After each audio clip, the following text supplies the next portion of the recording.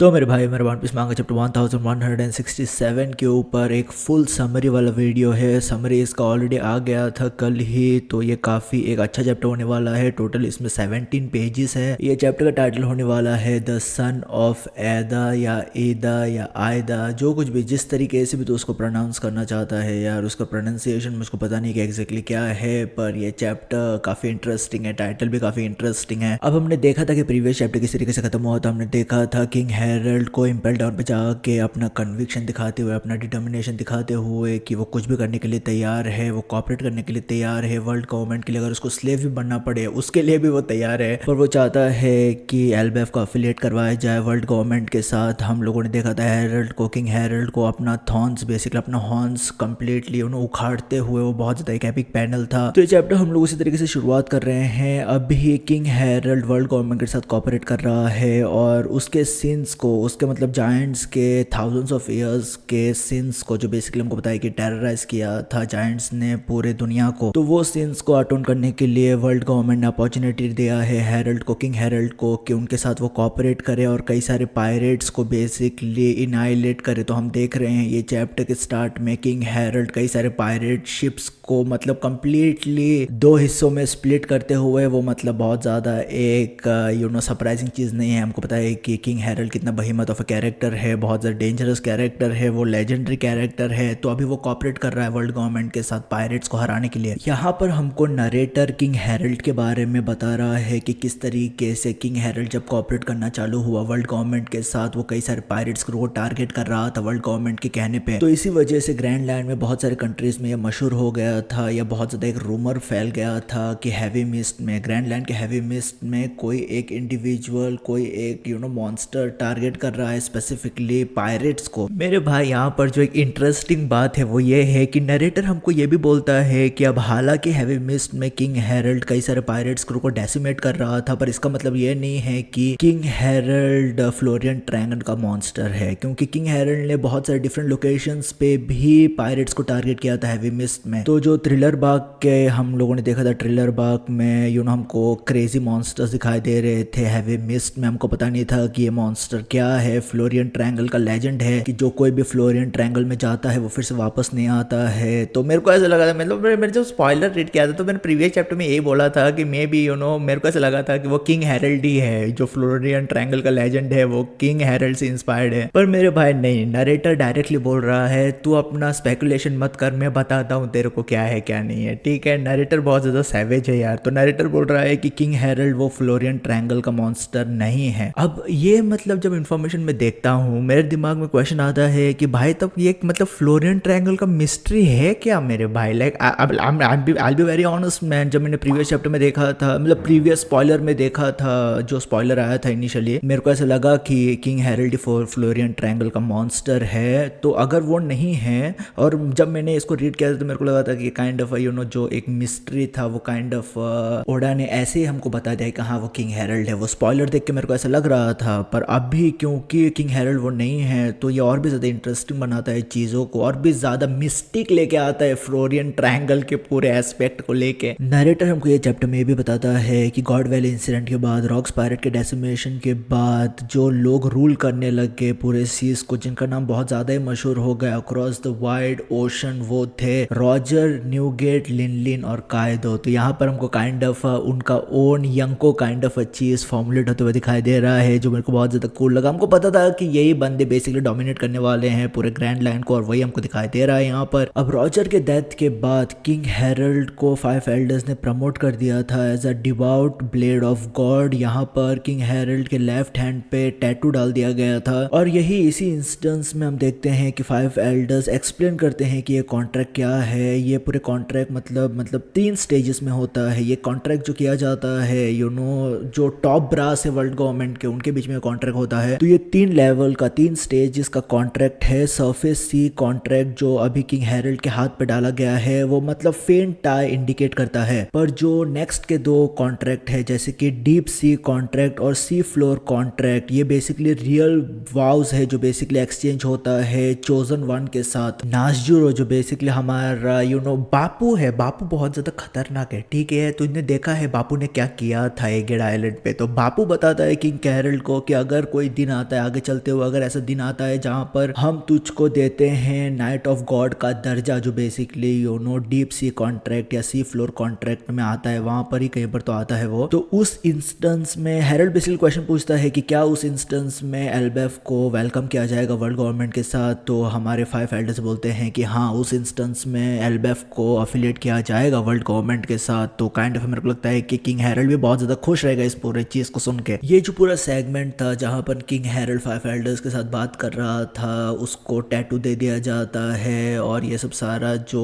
Night of God के बारे में कॉन्वर्सेशन था, इन सब सारी चीज में गार्लिंग फिगारलैंड गार्लिंग किंग हेरल्ड को एक लॉन्ग डिस्टेंस देन मोशी भी देता है कि अगर किंग हेरल्ड को कोई मतलब ज़रूरत पड़ता है, कोई नेसेसिटी में किंग हेरल्ड को बात करना है, तो वो डायरेक्टली बात कर सकता है उनके साथ ही देन मोशी के जरिए से। यहाँ से हम लोग कट करके जाते हैं फिशमैन आइलैंड के पास, और फिशमैन आइलैंड पे हमारा भाई किंग हेरल्ड है, वो बात कर रहा है, वो बातचीत कर रहा है नेपट्यून के साथ, और नेपट्यून बता रहा है किंग हेरल्ड को कि उसकी बेटी जन्म लेने वाली है। नेपट्यून यहाँ पर मजाक मजाक में बोलता है, तुझको पता है कि सब सारे मजाक मजाक नहीं होता है, पर यहाँ पर नेपट्यून मजाक में बोलता है किंग हेरल्ड को कि मेरी बेटी जब आएगी तो इवेंचुअली आगे चलते हुए लोकी के साथ उसका शादी हो जाना चाहिए, या उन लोग एंगेज हो जाना चाहिए, शिराहोशी और लोकी। यहाँ पर किंग हेरल्ड नेपट्यून के बेटी को जब तक पैदा भी नहीं हुआ है उसको बोलता है कि वो मोसा मोसा है, मतलब मोसा मोसा मतलब कि ये हैरी वुमन, बहुत ज्यादा हैरी वुमन। ये हमने देखा था मतलब जब हमारा भाई रॉजर बात कर रहा था नेपट्यून के साथ, तब वो मतलब मुझे अगर सही से याद है तो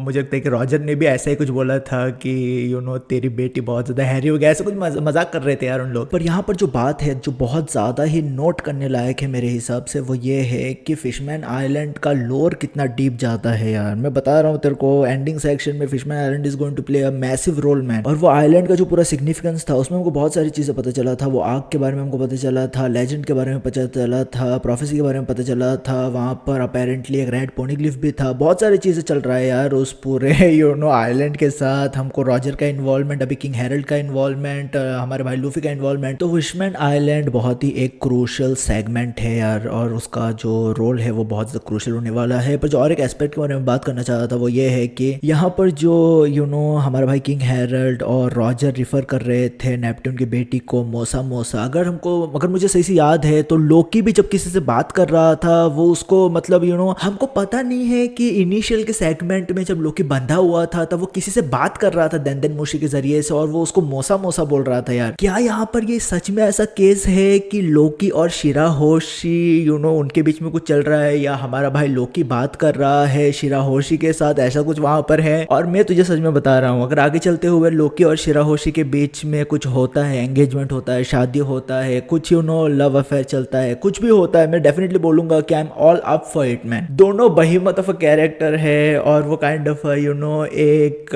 हमको मतलब डिपिक्शन भी देगा कि किस तरीके से डिफरेंट डिफरेंट तरीके के लोग मतलब एक दूसरे के साथ रह सकते हैं। वो हमने देखा है कि एल्बेफ में एम्फोसिस डाला गया है, तो वो जो पूरा नैरेटिव है कि हम लोग कितने भी डिफरेंट हो पर हम लोग साथ में रह सकते हैं, वो हमने एल्बेफ में देखा है। एक नैरेटिव जो बहुत ज्यादा हेविली पुश किया गया है गाबान और जायंट के शादी के साथ, वो हमने देखा है। और एंशिएंट टाइम्स में भी अगर हम लोग वो फोल्कलोर में देखें तो एंशिएंट टाइम्स में भी अगर मुझे सही से याद है तो उन लोग एम्फोसिस डाल रहे थे कि प्रीवियस की जनरेशन में एंशिएंट टाइम्स में भी ऐसे लोग थे जो बहुत ज्यादा ओपन माइंडेड थे। जब हम बात करते हैं एक्सिस्टेंस को एक्सिस्टेंस को लेके, तो मुझे लगता है कि वो काफी कूल रहेगा यार अगर लोकी और शिराहोशी के बीच में कुछ होता है, ठीक है। अब ये सब सारी चीजों के बाद हम लोग फिर से एक फ्लैशबैक में काइंड ऑफ गए हैं, फास्ट फॉरवर्ड फ्लैशबैक में काइंड ऑफ गए हैं, जहां पर हमको फिशर टाइगर का एक्सकेप दिखाई दे रहा है। मारी जोस, हमको पता है कि वो लेजेंडरी मोमेंट था फिशर टाइगर ने जिस तरीके से स्लेव्स को छुड़ाया था। तो यहाँ पर हमको ऐसा काइंड ऑफ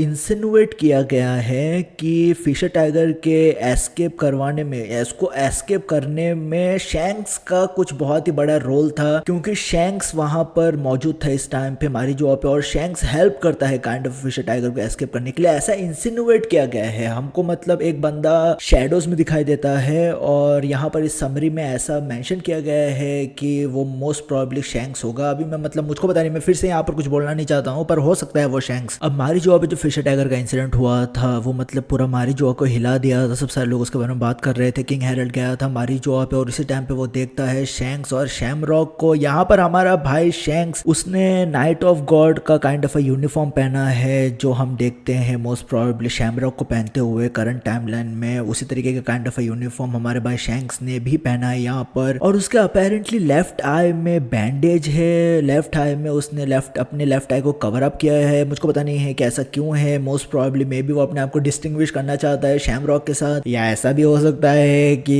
इस टाइम पे उसके आई के ऊपर ब्लैक बियर्ड ने वो स्कार दे दिया है। मुझको पता नहीं है, यहाँ पर कोई एक्सप्लेनेशन नहीं दिया गया है कि क्यों हमारे भाई शैंक्स ने अपना लेफ्ट आई छुपाया है। शैंक्स यहाँ पर वो प्रॉपरली इस टाइम पे मारीजुआ पे रह रहा है, वो मतलब यहाँ पर कोशिश कर रहा है कि वो और भी ज्यादा जान पाए मारीजुआ के बारे में, वर्ल्ड गवर्नमेंट के बारे में। वो यहाँ पर इंफॉर्मेशन कनेक्ट कर रहा है, तो उसको बोल सकता है, ठीक है, यहाँ पर रिवर्स काइंड ऑफ रैट का भी एंगल बोल सकता है। तो बहुत सारे लोग ट्रोल करते हैं शैंक्स को उसको लेके, but it is what it is man. पर शैंक्स यहाँ पर हमारा भाई इंफॉर्मेशन कलेक्ट करने की कोशिश कर रहा है मारीजुआ पे। वो चाहता है कि वो जल्द से जल्द रैंक में ऊपर बढ़े। हमको यहाँ पर इस पूरे सेक्शन में शैंक्स और शैमरॉक के बीच में काफी ज्यादा कॉन्वर्जेशन में दिखाई दे रहा है। शैंक्स बहुत ज्यादा नाखुश है इन सब सारी चीजों से। शैमरॉक्स और शैंक्स बात करे जा रहे हैं एक दूसरे के साथ। ये बहुत ज्यादा इंटरेस्टिंग रहेगा एक्चुअल चैप्टर आने में कि उन लोग क्या क्या बात कर रहे थे और कैसा उनका एक्सप्रेशन रहेगा। डेफिनेटली शैंक्स हमको बहुत ज्यादा फ्रस्ट्रेटेड दिखाई दे रहा है इन सब सारी चीजों में। ये चैप्टर का जो फाइनल सेक्शन है वो कंप्लीटली फोकस कर रहा है आयदा के कैरेक्टर के ऊपर। आयदा यहाँ पर बहुत ज्यादा ही बीमार गिर चुकी है और यहाँ पर आयदा मतलब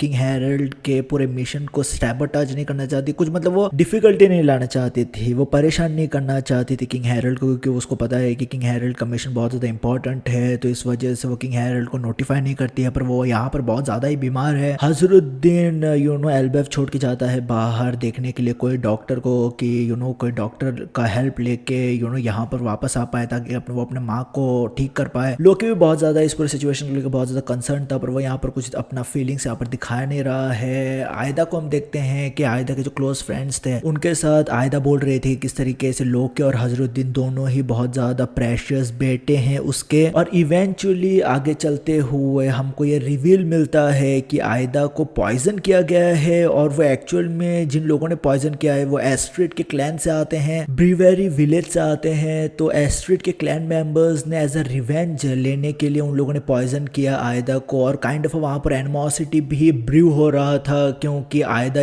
प्योर ब्लड की नहीं थी, एस्ट्रिड प्योर ब्लड की थी। और आयदा के आने के बाद कई सारे लोग मुझे लगता है कि इंटरनली ही कई सारी चीजें बात कर रहे थे, पर एस्ट्रिड के डेथ के बाद जो रिस्पॉन्सिबल उन लोगों ने ठहरा है, जो एस्ट्रिड के क्लैन मेंबर्स थे उन लोगों ने रिस्पॉन्सिबल ठहरा है आयदा को कि आयदा के वजह से एस्ट्रिड कर्स हो गए, वो सब सारी चीजें। और ये सब सारी इंफॉर्मेशन हमारे भाई लोकी को पता चलता है। लोकी बहुत ज्यादा ही गुस्सा हो जाता है इन सब सारी इंफॉर्मेशन को जान के कि एस्ट्रिड के क्लैन मेंबर ने पॉइजन किया है आयदा को। तो लोकी मतलब कन्फ्रंट करता है जो बंदे ने पॉइजन किया था आयदा को, उसको वो कन्फ्रंट करता है और वो बोलता है कि तूने पॉइजन किया है पर इसका क्यूर है, इसका क्यूर कोई है। पर हमको पता चलता है कि यहाँ पर इसका कोई भी क्यूर नहीं है। तो इवेंचुअली हमारा भाई लोकी रेज में जाके कंप्लीटली डेसिमेट कर देता है बीवर विलेज को। और लोकी यहाँ पर डिक्लेयर करते हुए दिखाई दे रहा था कि जो उसकी माँ है उसकी एक ही माँ है और वो है आयदा। और काइंड ऑफ हमको फ्लैशबैक में मिलता है कि आयदा फ्लैशबैक में लोकी को बोल रही थी कि तू बहुत ज्यादा अकेला है, तू मेरे पास या मेरे जगह पे रह सकता है। तो वो हमको पता है यार आयदा का जो कंपैशनेट साइड है वो हमने देखा है हमेशा से ही। और लोकी ये जो कुछ भी बोल रहा है कि आयदा उसकी एक ही माँ है वो ज्यादा सेंस करता है क्योंकि एस्ट्रिड जिस तरीके से एस्ट्रिड ने ट्रीट किया था लोकी को, एस्ट्रिड के कोक से हमारा भाई लोकी बाहर आने के बाद हमको पता है कि हमारा